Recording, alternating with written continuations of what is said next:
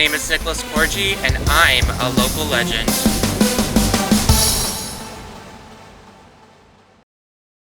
Well, hello guys, welcome to another episode of Local Legends. Today I'm with somebody very special here. His name is Nicolas. How are you, Nicolas? Hi, Abel. So, not all heroes wear a cape. And I gotta say that, Nicolas, you are the very reason why I started doing this whole thing. Because I believe there's so many people out there doing amazing things and people need to know about those things. So, tell me, what do you do, Nicolas? So I've done many things. I first started being in theater, which I've done about 35 plus shows here in the Central New York community. And from doing theater, it not only helped improve my confidence, but also my comprehension as like where my character is in the story. And because of theater and my background in it, I started speaking about my autism at various, colleges, events,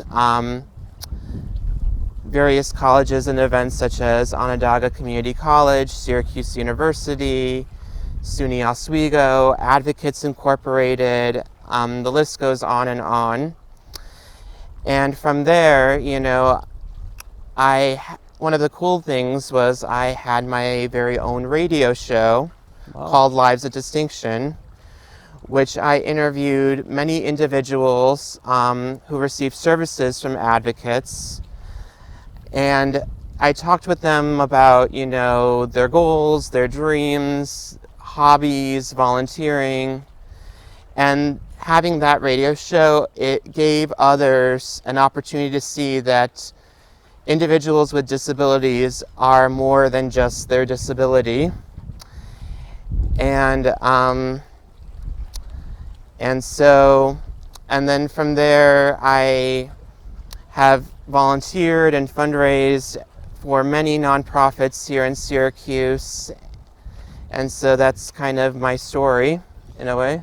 Yeah, so that's very brave of you, and I gotta say for all the people watching that Nicolas reached out to me. On my very first episode, he reached out, and I was like, wow, he wants to be on my show. I was so honored. I felt so special that he wanted to be on the show, and I think it says a lot about you, and how you helped build that confidence, self-confidence, but now you're helping others build that self-confidence. And I gotta be honest with you, I knew of autism, but I was also very ignorant about it. Like I didn't know what it was, or so I had to do some research because I didn't want to come in here and just like not know anything about it. And I was looking that it affects 1 in every 54 children in America or abouts. And the fact that you're so brave, you're going out, you're talking to people, you're doing this theater shows, which I want to ask you. When was the last time you did one of those musical? So my latest on-stage show was actually Guys and Dolls from the town of and it was with the Town of Manlius Recreation Department, which every year they put on a summer show. And, people from the community try out. So it's not only people in high school, but people who are in college, people who are, parents who, work too hard and need a break, know. And so the cool thing about these shows, kind of like in my other shows, you get to meet people that, are passionate about what they do, but they also, have awareness about, disabilities, diversity. They all come from like all walks of life. So it's not like you are isolated more than you are, with family, which is what theater essentially is. It's kind of like being with your family. That's amazing, Nicolas. So I've done my research online on what autism is, but I would like to ask you, what does autism mean to you? So autism means to me, so autism, for those of you who don't know, it is a social and a learning disability.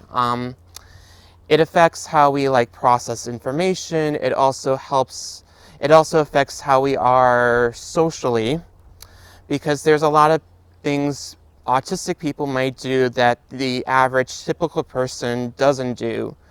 Like, for example, when it comes to eye contact, it's not like we don't like eye contact, but, it can be very distracting in a way. When it comes to social situations, one way that helped me socially, everyone has their own, social ways of being social. And one of my ways of being social was obviously photography, because coming from a Middle Eastern community myself, we have a lot of events, because as people come in and out of because there's people coming out of the community, coming into the community, and like everyone has like children now, and so at the family events, when I was younger, I was very shy and very, in my own world, I only came to eat and leave, Right. And so my mom, being an engineer she gave me the idea of giving me a digital camera. And not only I can avoid talking, but I can also mingle with people, getting their pictures, as well as treasuring the memories. So it's a spectrum, Not everyone on the spectrum is like me. So I would say people with autism are pretty much like in all shapes and sizes. And so if you see someone with autism, do your best to try to respect them and what they bring to the table, because who knows, they could be your future boss or your future employer, as well as doctor, lawyer, teacher, So that's very eye-opening what you just said. It's a spectrum. They all come in all shapes and colors, right? Not everybody is the same. And the fact that your mom enabled you to start off with photography, do you think that played a major role in becoming the person that you are today? It did. It did in a way, because theater and photography are pretty much like my outlets in a way, because in theater, as mentioned before, helped me with confidence and comprehension, but I got the most socially when it comes to photography, because, parties and events there's a lot that goes on that doesn't affect the typical person, but might affect like an individual with autism, such as the noise, the loud music, the speakers, the many conversations happening.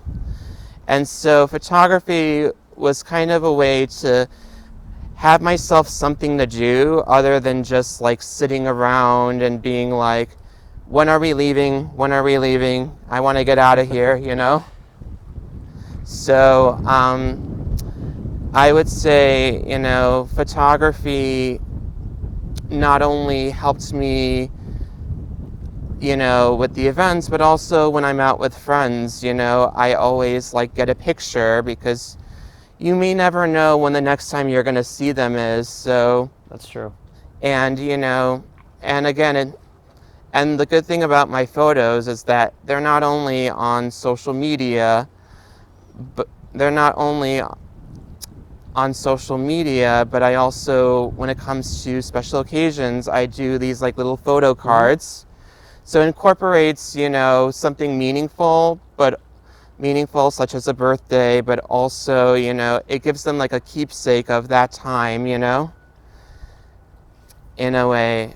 And in addition to the Arab community, I photographed for organizations such as Syracuse Children's Theater, Clear Path for Veterans,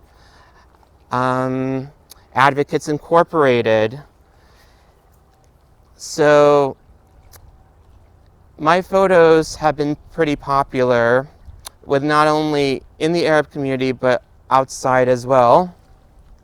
Wow, Nicholas, that's amazing. One thing you said that it's really eye-opening. All those things that the average person may ignore, it's completely different for somebody with autism, like the loud noises, the conversations, eye contact, all those things that for the average person, again, seem normal, right? And, I feel like, again, maybe it's just me, but there might be a lot of people out there that they don't know that, and they're like, oh, look at this guy, how disrespectful. They don't want to look me in the eye, that Right. he doesn't want to be in a group, but the truth is you don't know what's going on with that person. And you're doing so much for the community, Nicholas. It's amazing. You're doing more than the average person, which again, it's special, very special. You were born with a condition, but you were able to succeed, and you take it now not only to inspire yourself into self-confidence, but you're helping others, and that again is the very reason why I'm doing this. I'm getting to know and meet so many great people that are doing such great things for the community, that people just need to know about it, raise that awareness. This is real. This affects 1 in every 54 children, and we have to learn as a society how to deal with them, how to treat them, right? How to make them feel comfortable. So tell me, were you ever bullied in school because of your condition? Well, I can think of a few instances. So back when I went to Ed Smith, before I went to the Fayetteville Manlius district, I was in the Syracuse City Schools district. And there was one instance I remember on the bus, and there was this kid who threw a paperclip on my head, and I remember my mom hearing it from somewhere, and she went to the principal, and she was like, I'm gonna beat the beep out of this person. And the principal was like, Mrs. Courgi, you do not say that. And so it was interesting because that family was very close to another family whose daughter I was very close to at Ed Smith. And so instead of and then in my mom's mind, instead of seeing to avoid the bullying, they obviously have to get to know the person, and the intention. Right. And they didn't know that that I had autism. And another situation I can kind of think of is when I first came to the district when I was in 3rd grade. People got to understand, people on the spectrum are very unpredictable. They do things that, as mentioned before, that the normal person wouldn't do. Right. And so, and every time I would say something like it was off topic or something that is on my mind, my classmates think it was funny, but to the teacher it wasn't kind of funny. So I remember getting pulled aside one day, and I had speech or OT or one of the services that people with disabilities use, And so my teacher had a conversation with the class saying, about autism and he kind of educate them on my condition and saying, we gotta teach Nicholas how to do the right thing instead of the wrong thing. And, and then, fast forward from third grade to now, I graduated with a lot of those people. I became in close contact with them, So it's pretty much making sure, again, about the awareness, Right. so, yeah. Yeah, no, that's very good actually. One of the things you said, again, very eye-opening. And I think that for all the parents that are maybe watching this, it's important that you teach your kids about, autism is real, right? The kid Right. in your school, right, that maybe the quiet kid that doesn't want to talk to anybody. You mentioned something as little as a paperclip, but again, it affects different people in different ways, and they have to understand that. And you mentioned they didn't know, right? So as parents, we have to educate our kids, that autism is real, and they Right. have to not only avoid bullying altogether, right? It's not okay to bully anybody for any reason, Yeah. but just to be aware that there might be somebody with autism, and that's going to make them feel very uncomfortable. So Nicholas, let me ask you this, in your own words, how can the community or how can the people around you help make you feel comfortable and maybe in a social situation where maybe you would not be so comfortable? How can people help make you feel more comfortable? Um, can you be a little bit more specific? Like, for example, say we're in a situation where there's a group of friends, right? How can they make you feel more part of the group, make you feel comfortable, respect your space? Can you talk me a little bit about that? How would you feel? Um, how, uh, how would they- well, I've mentioned many things before. Before.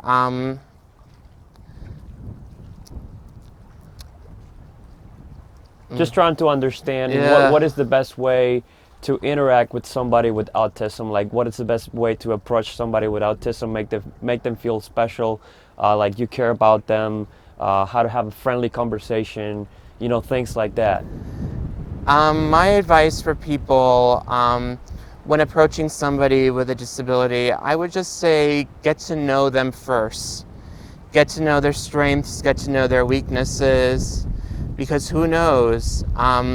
Let's say you are a big sports Mm-hmm. person, and the person with and the person who may be different from you is also a sports person. I would say that is something in common, I would say finding their strengths, finding their weaknesses, finding what they're into before you kind of put a label on a person. Because again, they could be your boss in the future. Mm-hmm. They can be your doctor. They can be your Right. lawyer. They could be, your plumber, for Mm-hmm. instance. So there's a lot of individuals with autism that I've interviewed on my show, that have done big things. Like there was this one girl who, had Down syndrome, and she represented the Special Olympics in Greece for the Wow. United States. I interviewed a person who worked at the YMCA at the front desk. I interviewed a friend of mine who is a filmmaker. I interviewed a friend of mine who is an actor at the Red House. So I would say everybody has their strengths, Mm-hmm. everybody has their weaknesses. So try your best not to be judgmental until you get to know them, is my best advice. And I think it's an amazing advice, and that applies really to everybody, right? Yeah. You first have to get to know the people, get to know what they like, what they don't like. So that's how you can learn how to better communicate with that person. And one of the things that I was able to pick up when you were mentioning about the photographs, so I have a cousin and she has special needs, and one of the ways that she expresses herself is through photographs too, Yeah. and photography, music, painting, arts are a way for people with special needs to communicate. So I would say, you know, pay attention to that too, because they might be trying to tell you something through the arts. Yeah, and the good thing about living in Syracuse is that there's so many disability organizations than, you know, ever before. There's Advocates Incorporated, there's Arc of Onondaga, there is the Keeblerman Center for Autism. I mean, there's so many resources out there for people. You just got to take advantage of that, you know, because they could be your biggest advocates, you know, and you don't have to worry about, you know, if your kid gets murdered or if your kid, you know, feels bullied or... Right. So I think that, you know, this is by far my favorite episode of Local Legends, Nicolas, because you are a local legend. Thank you. The fact that, you know, all the amazing things you're doing to you know, help others, you know, it's just purely amazing. So once again, thank you for being on the show. Are there any last message you want to tell us to everybody or anything? To conclude? So if any of you are watching this, if you want to get to know who I am, you can check out my radio show with Advocates, Blog Talk Radio. There's also a Post-Standard article on me that I did in April 2010. I also have many videos on YouTube, including a couple theater videos here and there.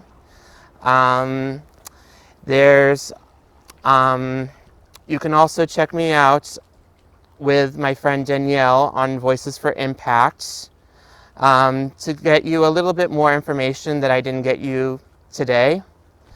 So there's many resources. My name is Nicolas Courgi. Thank you so much for watching.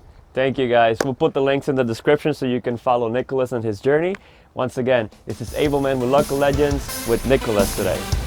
Bye, guys. Bye.